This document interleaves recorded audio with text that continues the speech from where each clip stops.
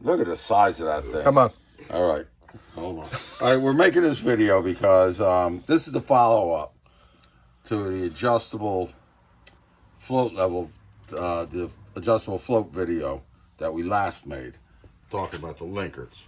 And if you look around here, you can see we got a bunch of S&S's out here. I'm using these carbs just because they're easier to fucking photograph. I shouldn't be saying that. But. All right, so the situation is that this float level thing basically comes down to how the idle circuit works. And the idle circuit is what, believe it or not, is where we spend probably 80% of our time on when we're riding around.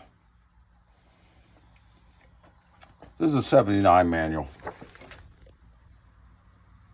This is the official factory manual. Look at that. Oh, it's official. Yeah, it's official. It's official. Yep. It's not super. It says Harley Davidson. It's not superficial. It says it once, twice, 3 times. A lady. A carburetor. Yep. Yep. It's a three-way. It's a 3-titler. It's a 3-way. Yeah, it's a 3-way. Like they wanted to make sure that you knew who it was. All right. So anyhow, doesn't say Chilton anywhere, right? The reason we're using this is because it actually has some decent illustrations about what we're going to be talking about. Where are we looking here? We're looking right. You see my pointy? Yeah. Let me get a bigger pointy guy. That pointy guy is brand new. I don't think I like that one. I just got that pointy guy this morning. At the flea market. Where's the regular pointy guy? I don't know. I don't know what these scissors. The green pencil's behind social. Mucking me up. Here it is. I got it. Here's our regular pointy guy. Okay. Now, in this diagram, the fuel is red, the air is blue, and when you mix the blue and the red together, you get purple. This diagram does not exactly show what's going on, and I'm going to explain all of that right now. Every butterfly type carburetor has these small holes right behind the butterfly. Airflow is this way. This is showing idle, see? It says idle. Yep. All right. At idle, what happens is the throttle is so closed that there's barely any space between the throttle body and the butterfly. And that's all the air that the bike needs just to idle. You mix your fuel with that small amount of air, and that is the standard adjustment that we're all so familiar with, your idle mixture adjustment right here. All butterfly carburetors have them. Now, when your bike is idling, this is exactly how this works, but it's not exactly, how should I say, this thing doesn't exactly show what's going on. In this particular case, when the bike is idling, there's a tremendous amount. The pressure here is very low. I'm not going to say vacuum. I'm going to say that zero pressure is maximum vacuum. All right. Anybody who's put his hand over a carburetor when they kick the motor over or hit the starter button knows that there's a tremendous amount of force to suck your hand through the carburetor. All right. That tremendous amount of force is not because of this vacuum in here. It's because of the pressure on this side pushing on your hand. All right. Gotcha. That's going to come into play with all of this stuff. Now, when this guy is closed like this, there's 2 or 3 different, depending on the carburetor, there's 2 to 3 different, maybe even 4 different fuel circuits. We're going to be dealing with just 2.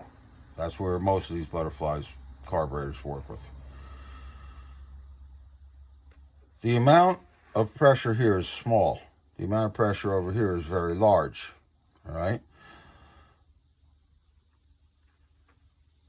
The amount of pressure on this fuel level is atmospheric pressure. So let's say that that's 14, 15 psi. This pressure when your bike is idling is probably around 3 psi.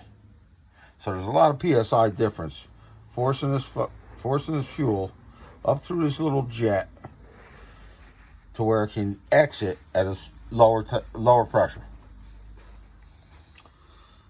As this fuel makes its way up this area, what it sees is a bunch of open holes. Holes open to the atmosphere at 15 psi, if you will.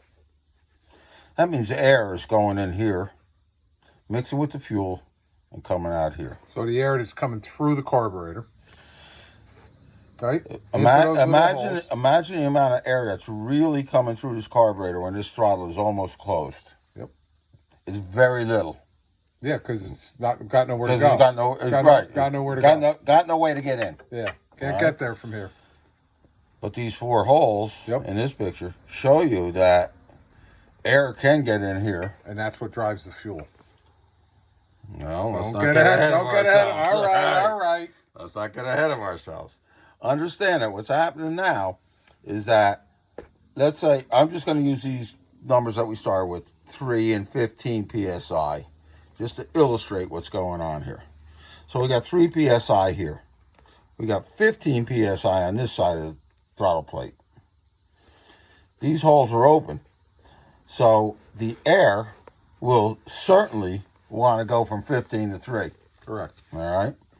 And it does. It's got somewhere to go. And it does, okay? This air is this whole vertical head. There's got to be enough PSI difference to force fuel this way, which it does, or our bikes wouldn't start and idle. Now, all of this, every circuit in our carburetor has the air mixing with the fuel before it gets to the point where it's going to be introduced to the intake manifold. Right, exactly. All right. So now, we have to know right now that when this thing is at idle, most of this signal from the low pressure signal, the differential, is getting what is it? It's getting, the differential from this side to this side becomes much less because of all of these holes being open. We got a bleed. Okay, we got an air bleed through here. So most of what's coming through here, even though this shows it's purple, most of it's just air. And as you can see, it's grabbing a little bit of fuel with it, right? Right. So now look at this. They're calling this mid-range. But if your carb was open this far, you'd be going triple digits. All right, this is really not mid-range. What happens in mid-range, and because of keying, the later keyings, any of them with the all that plastic linkage for the choke, they have this mid-range port. The earlier ones, late 75, 76, maybe early 77, maybe all 77. Might not have been the 80 that this thing showed up, this mid-range port. All right, that mid-range port is off on an angle that I can't show you on this situation. But notice what's going on here. Go back up here. All the 4 air holes are to the atmosphere, if you will. Mm-hmm. On that side of the plate. All right, now come back down here. All 4 air holes on the other side of the plate. Gotcha. All right. Because the plate's moved. Yeah, because the plate's moved, as you can see. Yep. From one closed to the open. other. What they call mid-range, but Right. it's way not. It's Now, way more than mid-range. when you're freaking riding down the road, this throttle plate is more like this. Yeah, it's only open just a little bit. It's only open just a little bit. Yeah. Okay? Unless you're really trucking. Then different things start happening. What I'm getting at is as this throttle plate, as you start opening it, this first hole starts supplying fuel in addition to this guy. And the amount of air bleed is reduced. And that keeps happening as you open and open and open. All of this works on such a razor's edge that adjusting the float level is really the only way you can adjust the mixture that happens through here. By adjusting the height from here to here. That's what the whole adjustable float thing was about. Got you. The last video, all right? Because people have been asking about that. Now, what does all of that mean in the real world? What all that means in the real world is that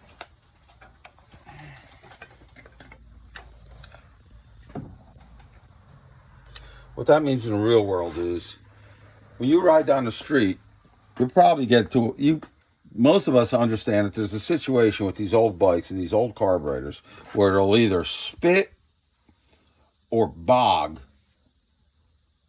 as you decelerate and accelerate again. You'll either get a cough or a bog or you get something. The idea is to not get any of that. And that's what the adjustable float does. When you get the adjustable float just about right, what you'll get is every once in a while, it'll spit. Every once in a while, it'll bog. And that's about as close as you're going to get it. Not consistently, though. Won't do it every time. Well, what is consistent? You know, every time you ride it. Every time you ride it, something else is going to happen. You know, there's going to be... if you can get it to where it's not spitting all the time or not bogging all the time, you're pretty much there. That's what I'm trying to say. Right, exactly. Now, let's take a look at all of these different carburetors. I'm going to show you how I'm using these S&S's just because it's easy to see them. They're so big and they're so bright. Like the authors. Bozo Bike Works over here. Yeah. Bumbling age. All right. Here's an original S&S. This is an early gas carburetor. Now, we're going to be doing some fancy, hopefully some fancy... zooming in. Well, let's see if we can. Now, Soshi, what we're looking for here, I'm getting the bolt out of your way, is we're trying to get a zoom in of this area. I'm in there. Okay? I see. Now, this that I'm pointing at, Yep. back up a minute, is this guy, the idle adjuster. Okay. When you're all the way idled, that's the only thing that the only way gas get into your engine. Is that one hole? Is that one hole. Okay. Okay. As soon as you start to crack the throttle open, ooh, you're good with this. Those 3 holes start showing. Now, this is about where you're riding the bike normally. But here is when you're going through town at about 25 miles an hour. You got 1 hole, you got 2 holes with gas, and over there, 2 holes with air. So, following what's going on? Yep. So what happens is as you open that throttle, the air gets reduced and the signal to the fuel gets increased. And if you can see on this one, there's 3 holes and they're staggered because they couldn't put the holes in line or they would have hit. Yeah. This second hole would have hit the first hole. All right, so this was S&S's first attempt at that. Understand that S&S basically just copied what Linkert did. Now, yeah. Linkert had a whole different situation going on here, but they're so hard to see that I decided that it might not be advantageous to waste time on stuff that we can't see. Here's a very early. That's a L GBL. series. Yeah, very early one. With, only 3 digits on the serial. All right. And if we look in there closely, can we get in there? Yeah, of course I can. Yep, I got it. Only 2 holes. And 2 of them are lined right up. 2 of them are lined right up. All right, idling. Yep. And we got to go quite a bit open before all that happens. Yeah.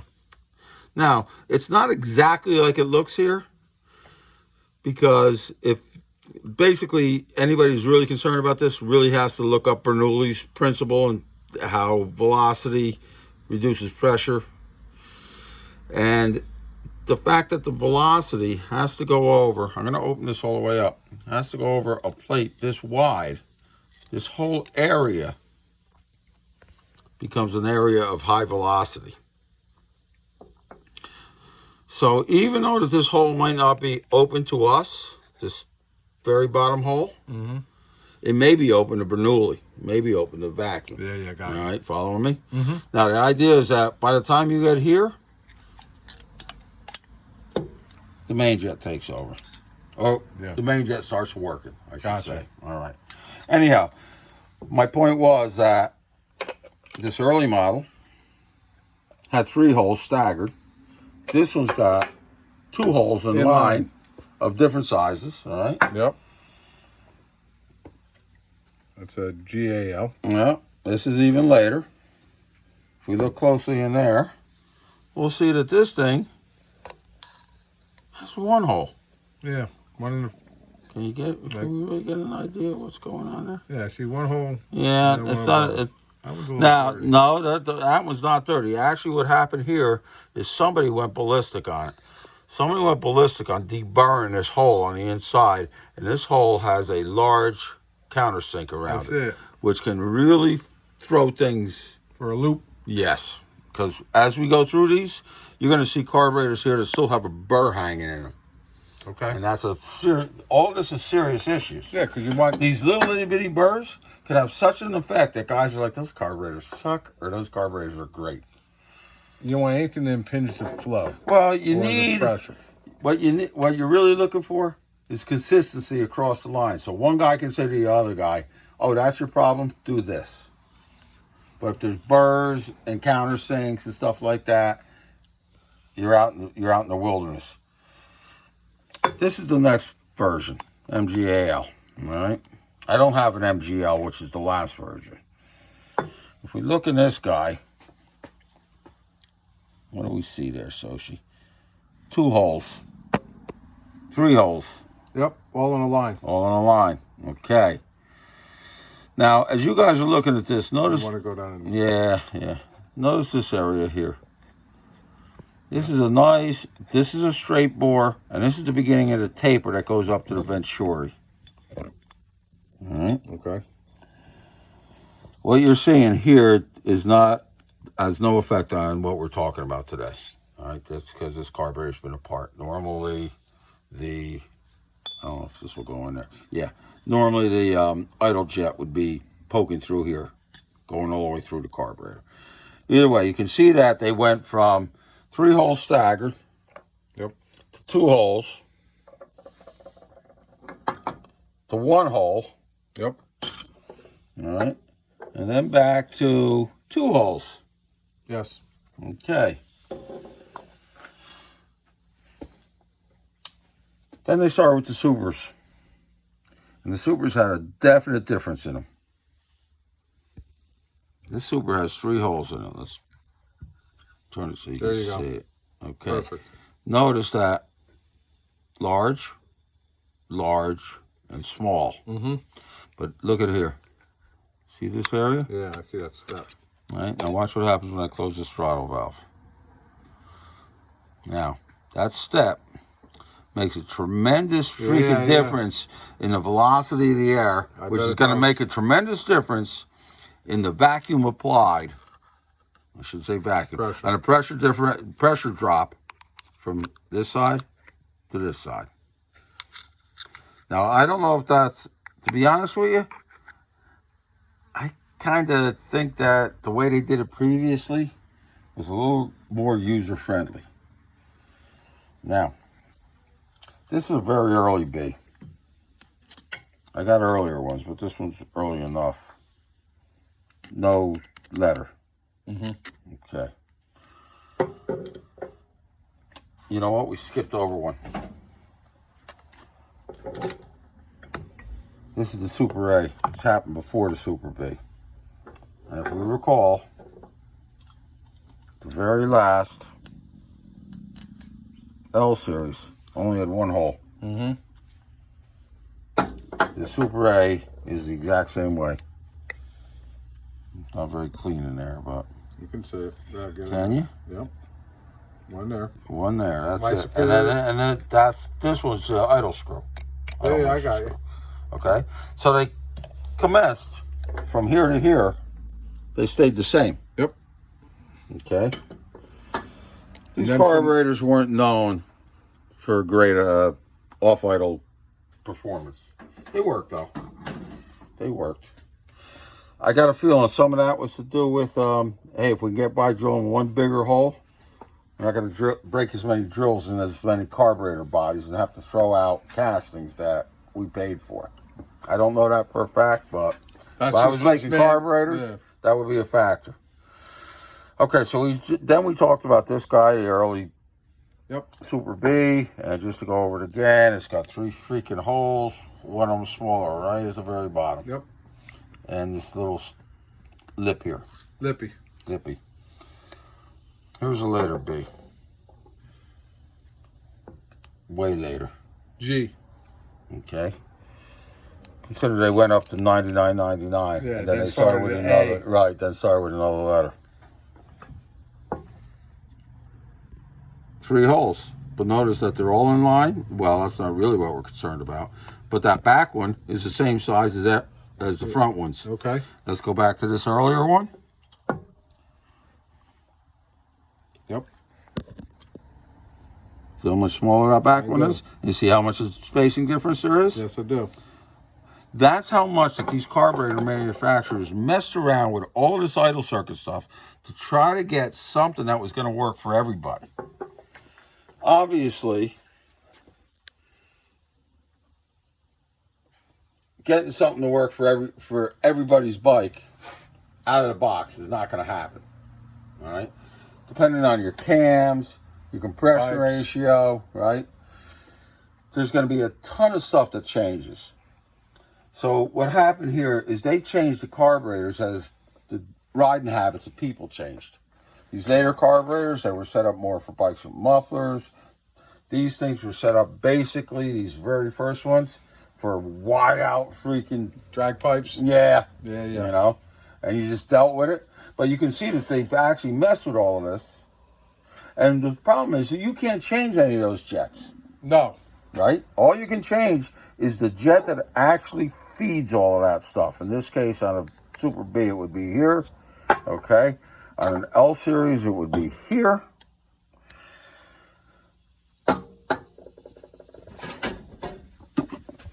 Oh boy, we didn't mark the page. Yeah, we'll get to it. It's not going to be a big thing. It ain't a big deal. I'm still in the XR area. Here we go. Okay. Ah. Yeah, we're back. Where are we? Down here? Okay. No, we're dealing with... I didn't know what picture we were on. Yeah, as our throttle plate moves across these holes, it definitely makes a gigantic difference of how much fuel mixes with the set amount of air that the throttle plate can allow in. Now, if we go back up to this picture, there's an angle between this throttle plate and, if you will, the vertical. Okay? If you made your throttle plate with more of an angle, it brings all of this circuitry into play earlier. Yeah. So the throttle plate angle has a lot with this. Yes. Okay? Agreed. Now, so much so, I don't know if we're going to be able to see this so far down there in the dirt. Don't mess that thing up. Don't mess that thing up is right. We're not going to see it. Maybe we can. What is this thing? Oh, this is a M74B that came. Turn it sideways so people at home can see. Yep. M7. I don't want to mess with that. M74B. Yep. This thing is stock on what? They use this is an unmolested carburetor. Came off a 65 panhead. It was the very last time they used these brass body linkers. You took it off? I took it off. You knew the guy? I knew the guy. Very good. Yep. So I gotta do that once. Yep. I knew a guy that knew. Yeah. All right. Anyhow, notice what Linker did on these carburetors. Can you get way in there? I can get in there. Can you get in there? It's a slot.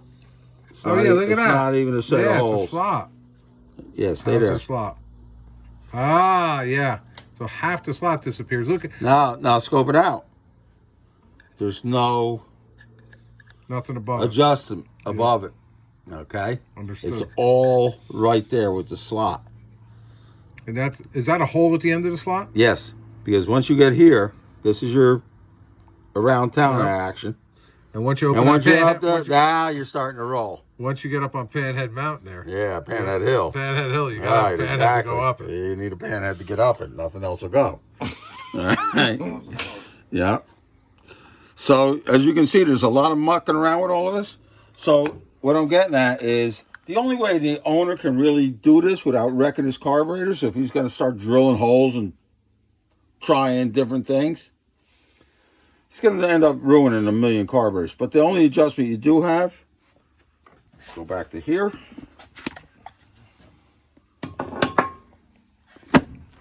Maybe somebody can tell us what page we're on. We can't even tell what page we're on. Yeah. I think, there you go. Secret. Yeah. So all we can really do is adjust. Page 4-5. Yeah, of the triple digit Yes. Harley manual. Okay. There is All we some can problem. really adjust is the distance from here to here. Yep. And by doing that, does it... Now, what happens is it takes a certain amount of pressure to push down on this fuel, to push that fuel and air mixture, because of the air bleed, up this hole. Okay? As this air bleed gets bigger, the fuel is much heavier than the air. And if you increase the air bleed side, for instance, what's going to happen is you're going to end up with less fuel going up because the air is so much lighter. Got it. All right? Decrease this air bleed, and now, right, you get more fuel More up there. fuel. Okay. Yeah. So you get one or the other. Okay. Now, this stuff, like I say, is so touchy, don't even mess with it. But this is your only real way to adjust what happens with, go back down to here. This is an extreme case. This bike is going 100 miles an hour here, cruising 100 miles an hour. Up here, this bike's going 0 miles an hour. Most of the time, you're somewheres like this.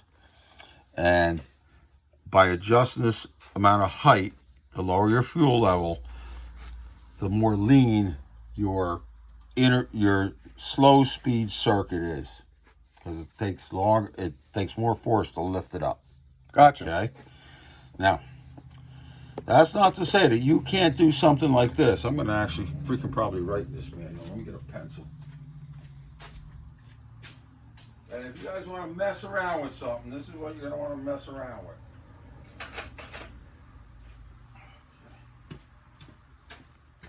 You don't want to do this with a Sharpie? No, I want to do this with this guy. Well, I was going to use the Deadwood Sucks pencil, but I'm not doing it. If you could do something like this.